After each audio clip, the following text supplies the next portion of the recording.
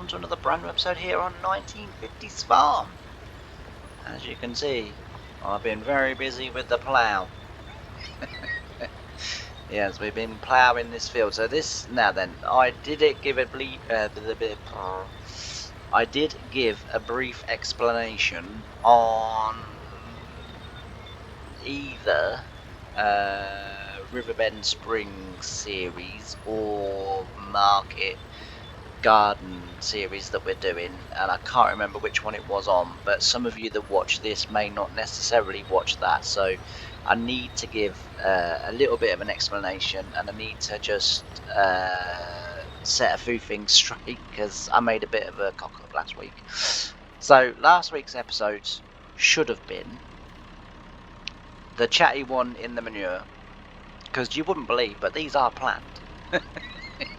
These are pre-planned, you know, not necessarily pre-rehearsed, but pre-planned. So the Tuesday episode should have been the chatty one in the dairy, which went out as normal. The second one was me manure spreading this field. So that was the second one, as I say, manure spreading this field. The third one was silaging that field. Now, I got the first one right and the last one right. So what I did, and I tried this as a new sort of way of recording. So I thought, right, that's what I'm doing. That's what I'm, you know, this is what I'm going to say in that one. You know, this is what we're going to talk about in that one. This is what we're going to talk about in that one. It all relates. It all makes sense. Job's a good one, right? Or at least in my mind, right?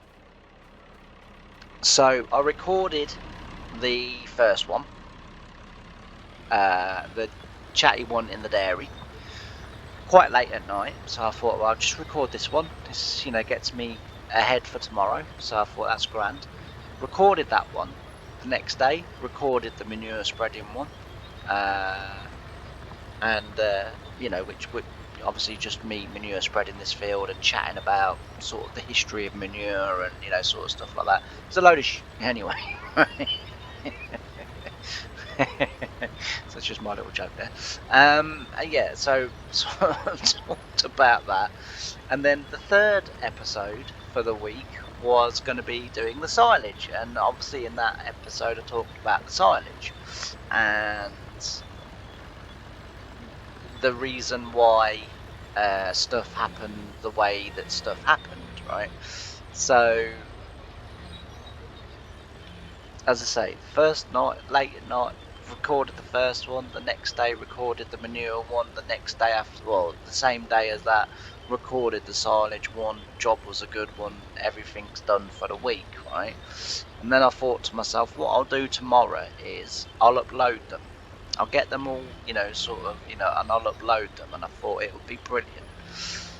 And save them all to a memory stick, because I thought, well, you know, this will then free up more memory on my computer. So thus more memory means that I can record, you know, and just keep going. Like, I don't have to wait for the memory to come back, you see.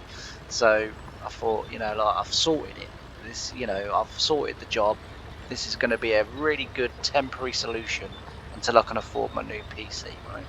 So I thought, like, you know, well done, Jim. You've done a good job, son. You know, and I was quite sort of chuffed. Anyway, I did the first video, uploaded it, no problem. Then, for some unbeknown reason, I don't know why I did this. Honestly, I then did the manure spreading video. Fantastic. Uploaded it to YouTube.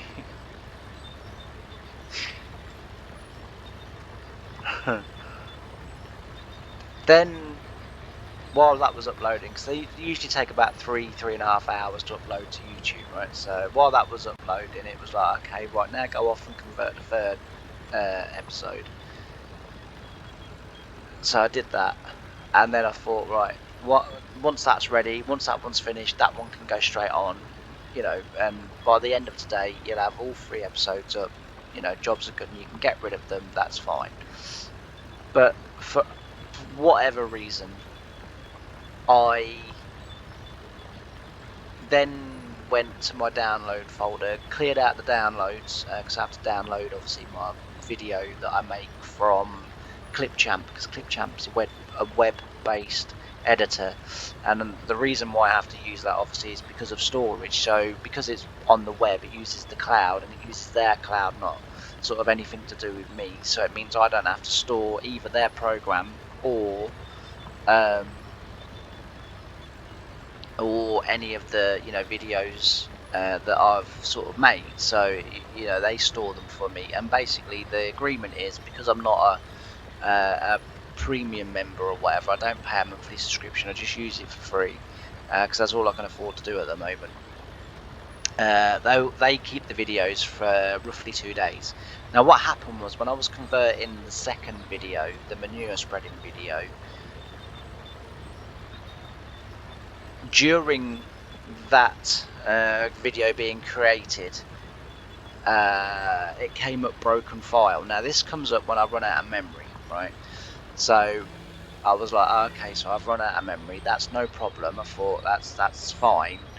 So what I then do is that I then click on OK, and then Clipchamp automatically refreshes, and then from nowhere my computer magics up more memory, and then I can make my video. Well, I did that, as I say, I uploaded it, but during the upload I then went into the download folder where I downloaded the video from in the first place,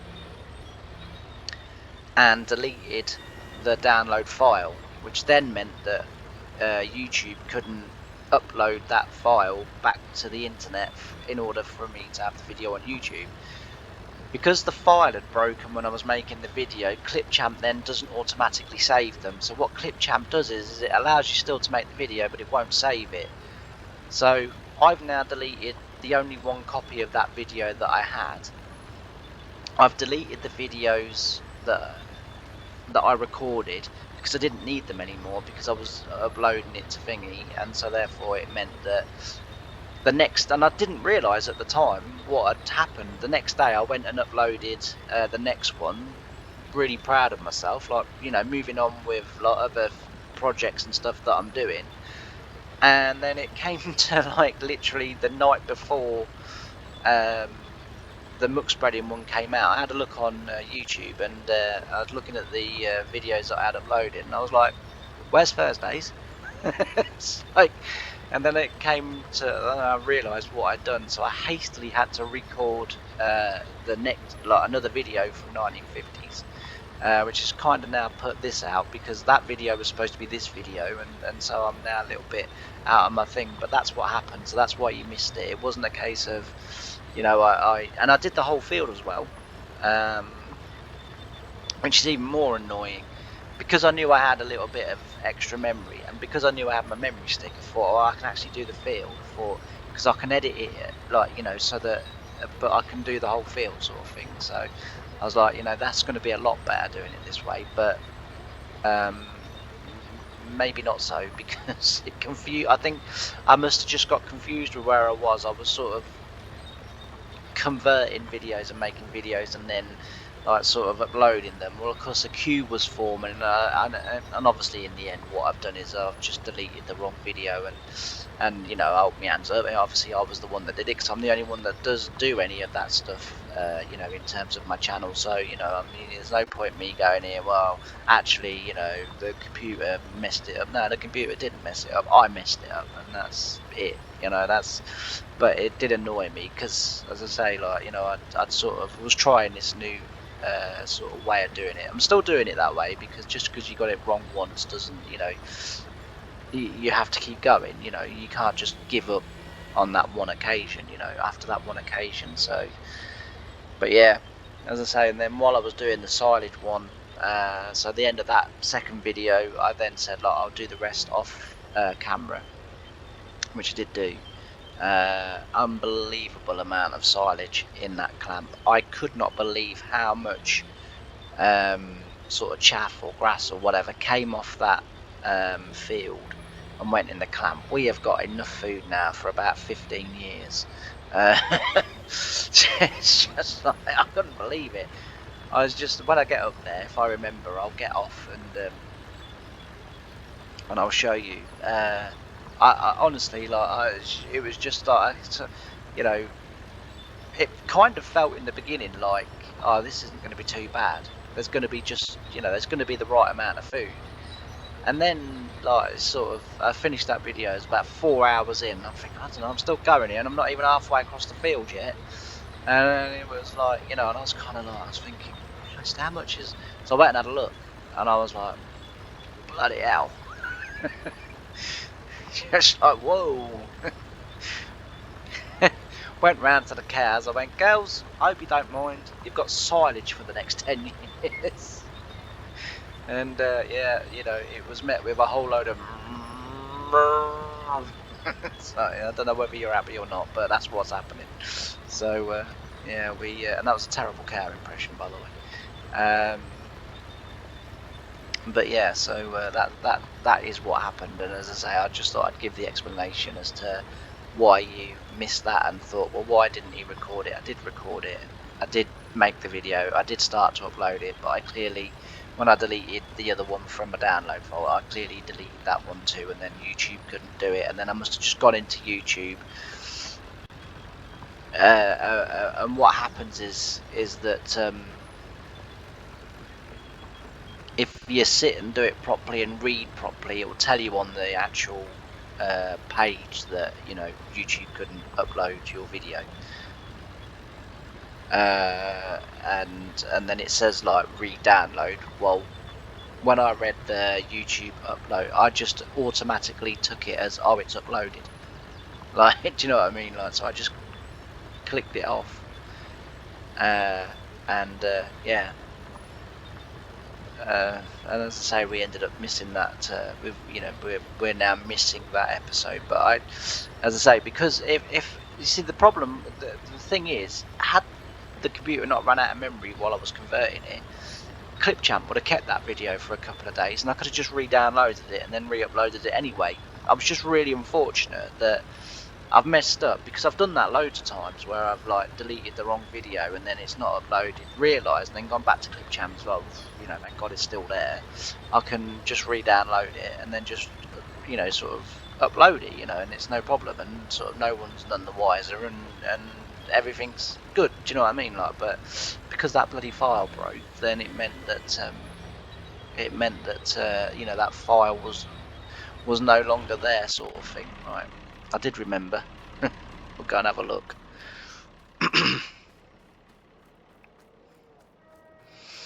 We'll go and have a look. That annoys me, but there you go. Can't do nothing about it. We're going to have to do something with that slurry. I know it's not hurting and it doesn't affect the... Okay, what are you doing? You died, or what's happened? No! It's kind of what that looked like, didn't it? Okay. Oh! Oh dear. Oh dear, oh dear, oh dear.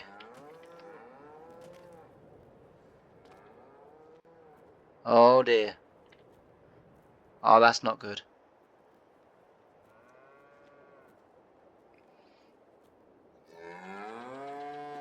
Absolutely.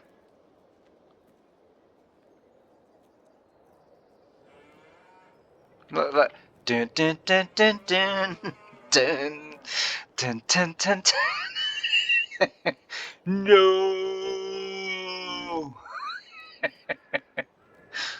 My advice to you, Daisy, probably don't go back round that way. I'd walk off up there somewhere where the ground's got collision. Look, and then it will touch the... Wee, look, there's a lovely cow there. Sorry, cow, didn't realise. Oh dear, I think it's got stuck on the... Wee! Now, the rest of this video was going to be ploughing, but no, we're just going to stand and watch this cow. Tell you what, it's backed up quite a lot. You would almost take that in real life. You would think that cow was pregnant. But I think they all look like that. Yeah, they all look like that. But look, they've backed up. you know, that you would almost say that they're bagging up ready for giving birth. I don't know, maybe the game does simulate that. I don't think it does, but anyway, that is so funny. But can't stand there and look at that all day. So this is the silage that we got from the field, and I kept reversing the trailer up for so long, and then it just kept getting stuck. So in the end, I started to just tip it and spread it like this, because I could, I was having to sort of keep getting off and dragging the tractor out of its stuck position. So yeah, as I say, in the end, I had to just sort of spread it out like this. But I think, if I'm right in saying, it doesn't say now, but I think there's about 550,000 litres of grass in here. That grass field took a very long time to do. And definitely the middle of the grass field yielded a lot higher than the outside of that grass field. The sort of so up until about sort of roughly around here somewhere, that was yielding quite nice because it was 2 unloads per round. But I then got to the middle, and there was this bit right in the middle here, and I was doing 2 unloads per breed. So that's when it started to sort of slow the job down a bit. But anyway, we got it done. Pleased we got it done. What I did think was, later on in life, when sort of TMR sort of, or when proper sort of diets for cows came in, which was around the mid-90s from what I've sort of found out so far. But one of my days out, one of my trips this year that I'm hoping to take, is a dairy farm in Yorkshire that not only do you get to experience the dairy day sort of thing, so you go up to the farm the day before, so your trip actually starts the day before. You stay on the farm, you get woken up at the same time as the farmer. Your cooked breakfast is all ready for you, and then you go off at silly o'clock in the morning, and you basically experience the day as a dairy farmer. But during the day, while you're doing all the tasks that a dairy farmer does, now, I've obviously had to explain to these people, I want to take part, I want to do as much as I can, but obviously I do have disabilities, and I might not have, and they've like, no, don't worry about that, we cater for everyone. It's no problem. Don't worry. You're not expected to do anything that you can't do. So that's pretty cool. But they actually give the history of dairy farming, and I guess it's going to be UK, not probably sort of worldwide, because they, unless it's kind of trends, kind of went like a wave across the world. So when the French discovered silage, it quickly got to America, quickly got to the UK, so maybe it's like a trend wave or whatever, that goes across. But so I'm looking forward to doing that, and that gives you the history of like cow rationing and stuff like that. So it, from what I can gather from that website, because I did sort of have a little look into it, rationing didn't really start until the sort of mid-90s, in terms of having sort of diets that were specifically set up for cows to produce the maximum amount of milk that they do. And but that bale barn with the open bit on the side of where the bales are, when we do come to do total mixed rations, which we'll say at the moment is scheduled in for the mid-90s, and we're a long way off that. I accept that, but that's what it's kind of like planned. We can store it all in there and then just keep scooping it out, and then keep going. As I say, the other thing with the which I've already said, but I'll just sort of kind of reiterate, so, and I'll go over it again in another video. When I was doing the manure, while I was going up and down with the manure spreader, obviously, because you need plenty to talk about while you're doing that, I was given the history of manure and why it's used, the benefits to the ground, and this, that, and everything else. So next year, or it'll be later this year. Oh no, next year. Sorry, on the game. When we manure spread the other field, I will redo all of the information from that video. And then, but also during the video of manure spreading, I was going through like the sort of recapping the history of silage, where it came from, and how it's developed, and still developing today, because silage is still being sort of played around with and messed about with, and different techniques and this, that, and everything else. So it's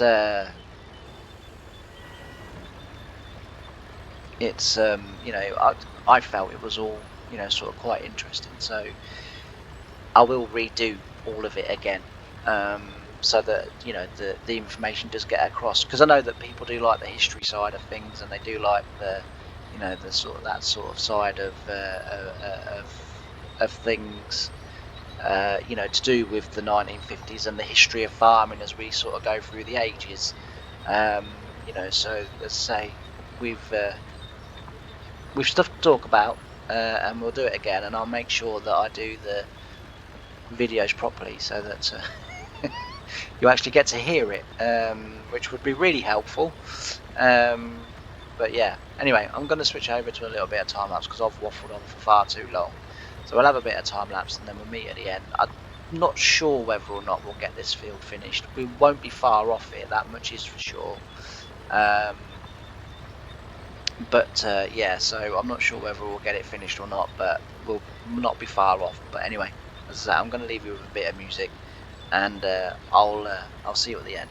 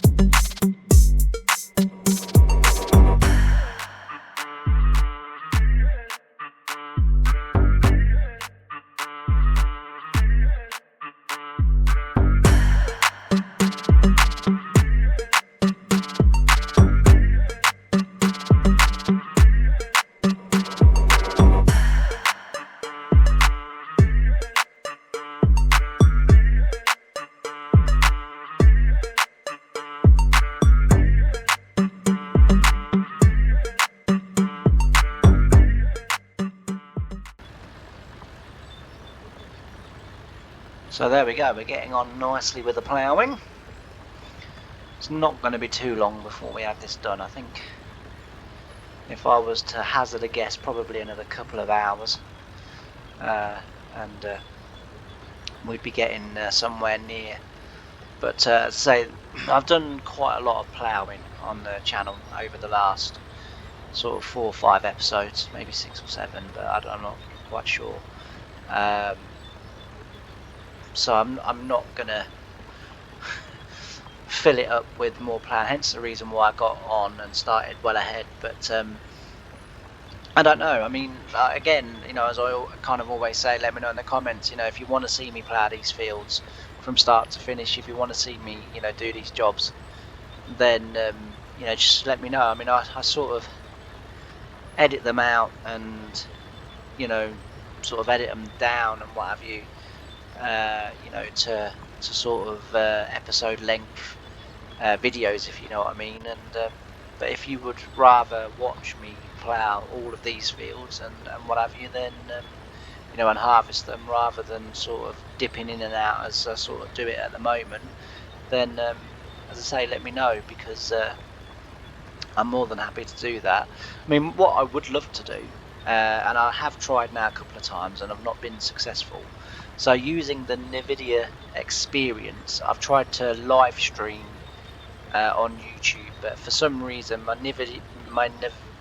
NVIDIA experience app thing that I've got on my computer won't connect with my YouTube channel. And because it won't connect with my YouTube channel, then obviously it won't live stream, because technically it keeps saying you need a streaming platform connected to do it. So it means that I obviously haven't been able to live stream. That's what I would like to do. I'd like to do some of these things on live stream, because you know, once I kind of get my feet and get it all kind of sorted out and know what I'm doing a little bit, it'd be nice to sit and do these jobs while chatting with you know, sort of people that are watching the live stream and what have you. So I will keep trying to figure it out, because as I say, like, it's something that I do want to do, especially like when we're combining and then these types of jobs where, you know, we're ploughing and it does take a while, you know. Or like the other day, when I know you didn't get to see it, but when I was muck spreading, you know, that would have been another good video to have, you know, sort of live streamed, and as well, I think it helps to people to get a little bit more connected with the series, the channel, me, you know, because as I say, I've still not been so I downloaded Discord, and I kind of went to said, but every time I put in a username and a password, it said it had already been taken. So I've not been able to get past that, because, and then I started just using like random letters and random numbers and random signs and signals and random blooming passwords, and it still says to me that the username or password is currently in use, and it does. And then I got them to generate me one, and then it still said that they're in use, and I'm thinking, okay, so something's clearly gone amiss here. So I re-downloaded it but I still can't get past that part. So again, once I figure out that bit, honestly, I'm the least technical person ever. Like, honestly, it's it's incredible that someone from supposedly the sort of modern era is so techno ignorant, but I mean, it's terrifying the life out of me, because I said to my brother the other day, I said, like, I need a phone. I said, like, gonna need to do recordings while I'm out and that.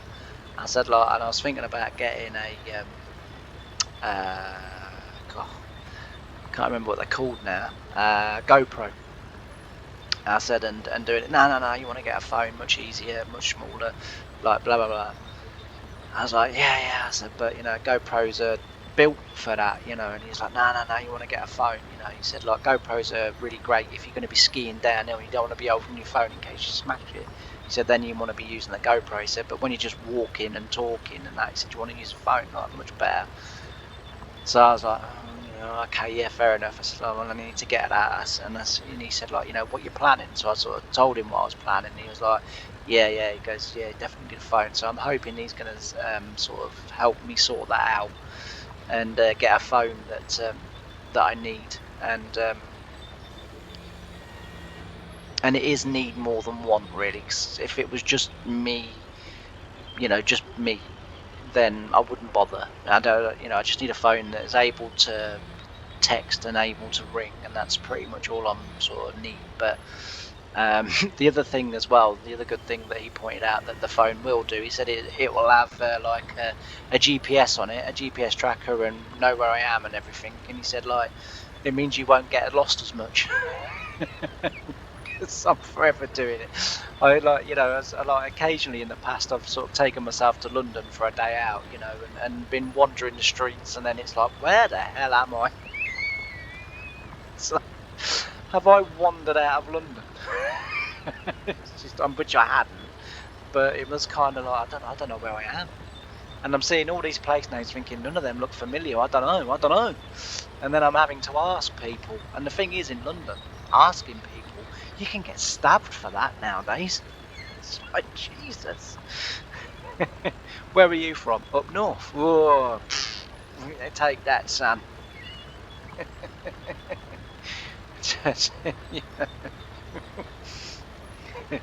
But yeah, so it's getting a phone will be a lot better for me, because obviously, as I say, I'll be able to sort of kind of type in where I need to be, and then type walk in, and then it will walk me there, sort of thing. Basically be something that will hold my hand and go, come on, James, it's this way, I'll take you. So yeah, it's definitely going to be handy,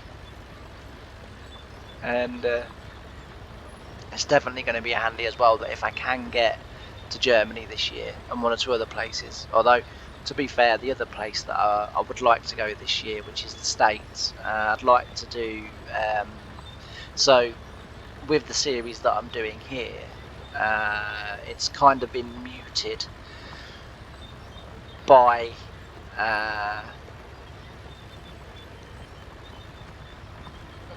the Hill family well, mainly her.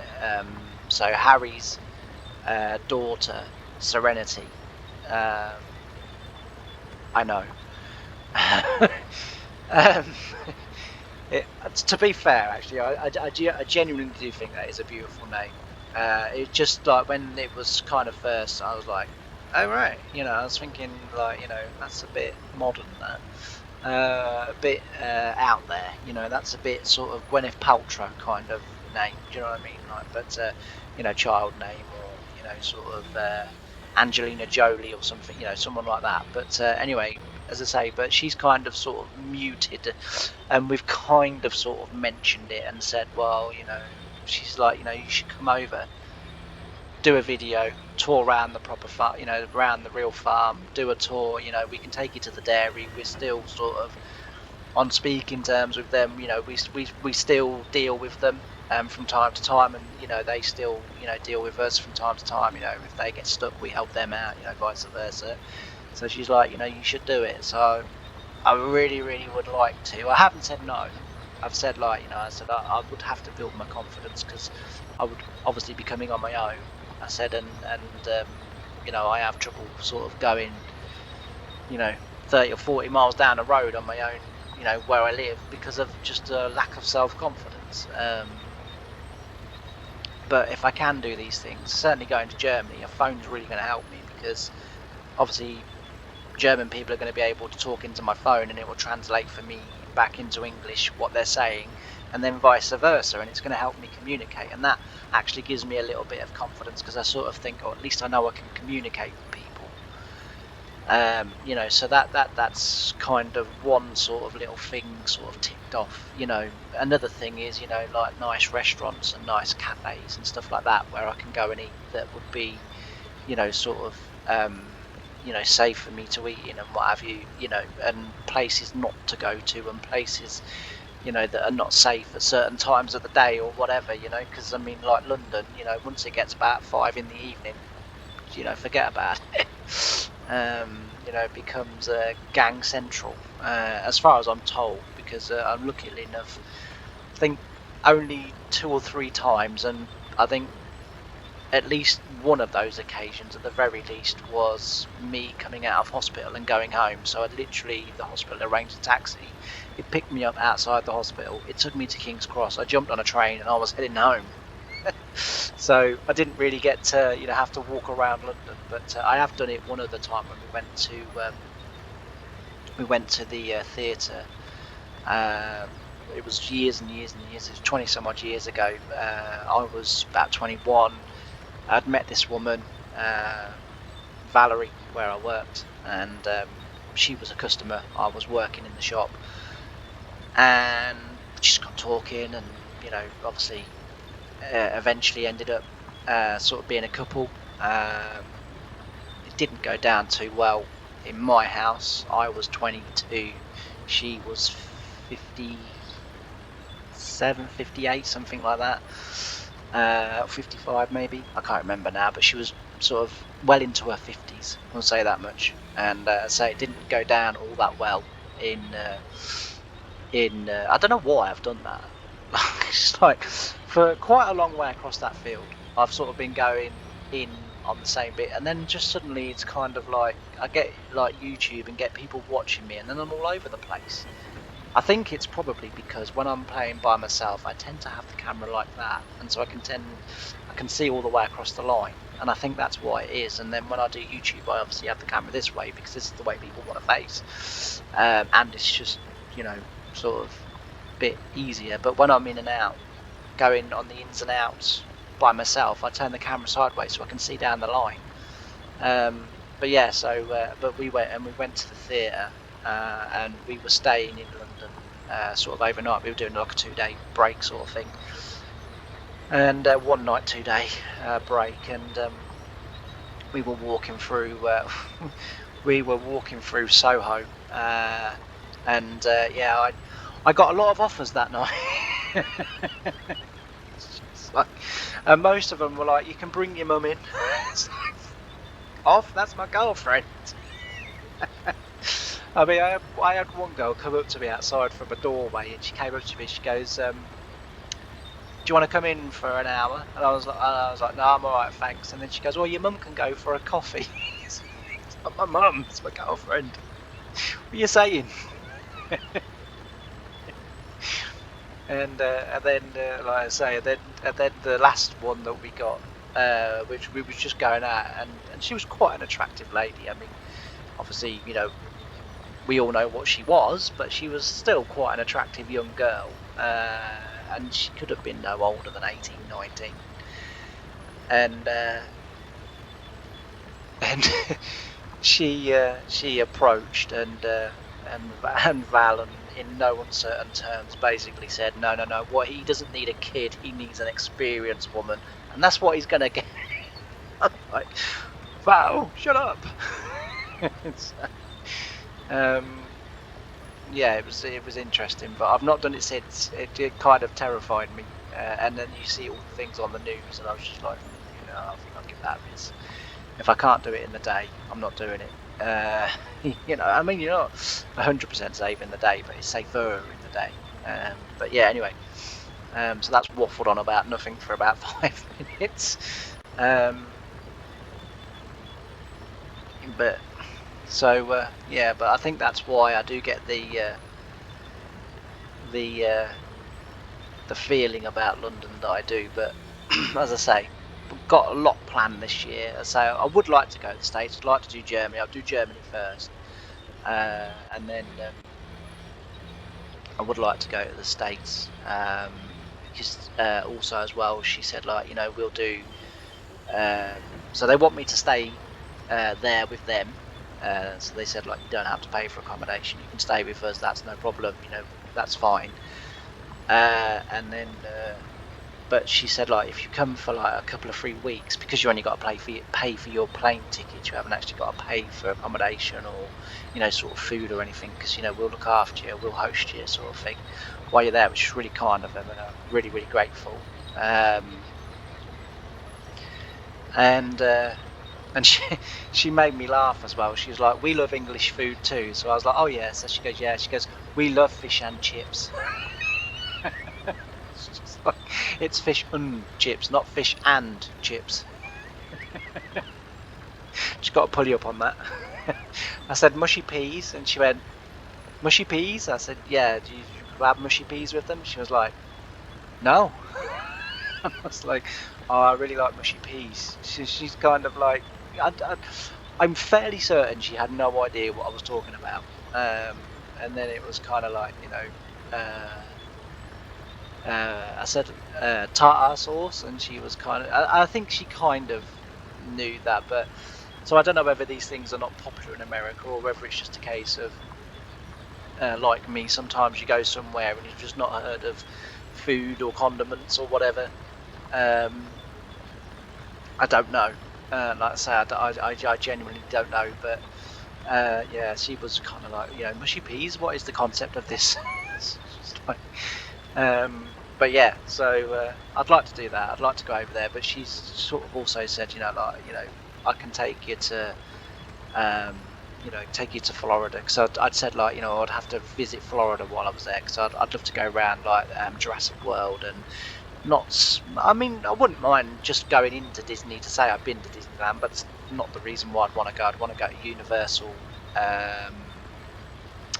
Studios, I think it is, and like Jurassic World and places like that, and sort of go round and sort of see those and experience those. So yeah, that's the sort of thing that I would really like to do, and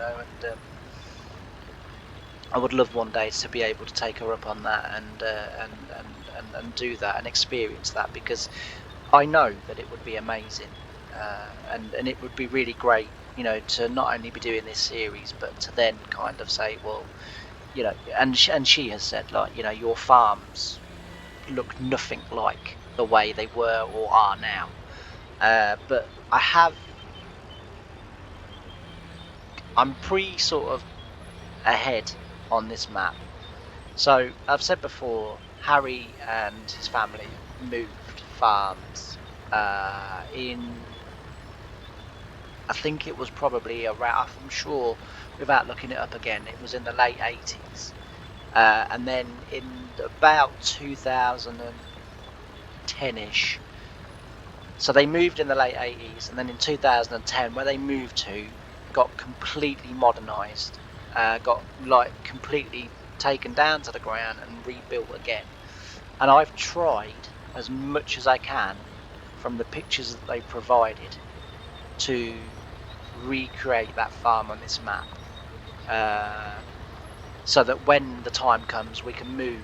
And yes, when we move, it will be sort of the 80s when we move, the late 80s when we move, early 90s, somewhere around there. But the farm will look like it does now, not then, because I just could not get my idea was to build the first farm, and then in the sort of 2000s, if we get this far with this save, and I really hope we do, because I'm loving every second of this.